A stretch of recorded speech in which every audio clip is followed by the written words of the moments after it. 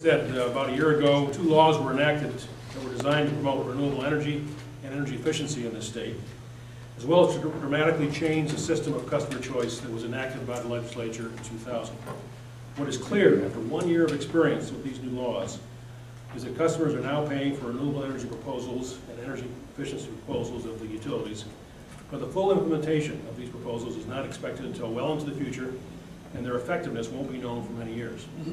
In fact, the American Council for Energy Efficient Economy's annual report on the effectiveness of energy efficiency programs issued last week indicates that Michigan has slipped from 30th in the nation to 34th during the first year of the new law. So keep that in mind. In 2008, just when the law was passed, they said we were 30th. Now, after 1 year of experience with this great new law, we're 34th. Moreover, 60% of the costs of the yet-to-be-implemented renewable energy plan will be borne by residential customers who will only get a third of the power. And the sad fact is that renewable energy can no longer be supplied by alternate energy suppliers because the utilities have set the price at such a high level, and the entrepreneurs can no longer compete in this market.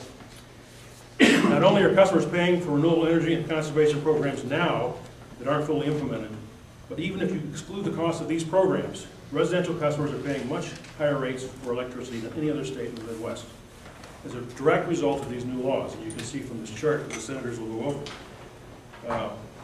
Why is that the case? Because the new laws allow utilities to charge customers increased rates based on their own unaudited projections before the Commission has had an opportunity to review the need for the increase.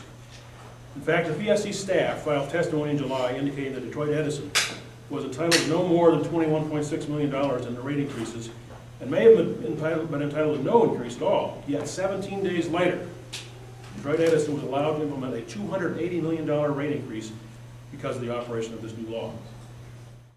As was stated earlier, Michigan had been one of the leaders in electric choice, and because of our Electric Choice Act, our rates had gone up less than the regional average for the 10 years since the act was passed. We are now not in that same category, and our rates are climbing rapidly. It's interesting to me as I look back at the debate we had over the remonopolization of the industry. The argument presented by the administration and by the utilities was more baseload was needed in Michigan, and they couldn't get the financing because of the way the act was written. And so after the legislature did its deed and in fact remonopolized the industry, we were then presented by the administration with a reversal of their decision that no new coal plants are needed. It seems to me a bit of a bait and switch. It's interesting to me as I look back at the debate we had over the remonopolization of the industry. The argument presented by the administration and by the utilities was more baseload was needed in Michigan, and they couldn't get the financing because of the way the act was written. And so after the legislature did its deed and in fact remonopolized the industry, we were then presented by the administration with a reversal of their decision that no new coal plants are needed. It seems to me a bit of a bait and switch. Now, what are the real impacts of this across the state of Michigan?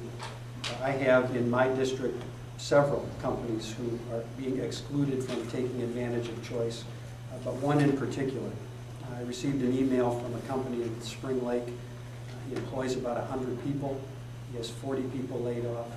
He had applied to become a choice customer, but just missed getting in under the cap. In the consumer's territory, we are at 10%, which makes him ineligible to take advantage of choice. What that means for his company is an increase in his energy rates of over $100,000. That would have allowed him to add back 15 or 20 of the people that he had laid off. That's a real life example of the impact that what we did, what the legislature did in passing the Remonopolization Act has across the state.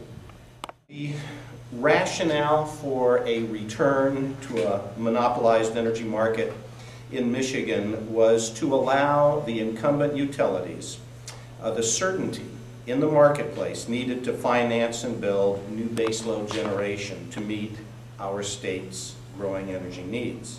The 21st Energy Plan reported that Southeast Michigan would see a growth in demand of 1.2% annually, while the balance of the state would see an annual increase of 1.4%. Legislators were told that in order to build new generation to meet these needs, the utilities must be returned to monopoly status immediately. Customers would need to pay higher rates, and competition would need to be eliminated in order to meet our increased energy demands. Less than 12 months later, however, as we stand here today, filings with the MPSC tell a much different story. Consumers Power now estimates a total increase in demand through 2018 of less than 1%. DTE estimates a 10% decrease in demand through 2018. Even as the core rationale for the energy package is proven to be false, Michigan residents and businesses face higher rates and the elimination of competitive options. Legislators were told customers would have to take the good with the bad as a consequence of passing this much needed legislative package. Instead, they got the bad with the bad. It is clear that lawmakers were sold a bill of goods and customers were stuck with higher rates. I'll be introducing legislation soon to help return Michigan to a more competitive marketplace. I do appreciate you all being here today. Michigan electric rates have gone up while the rest of the nation's rates have gone down.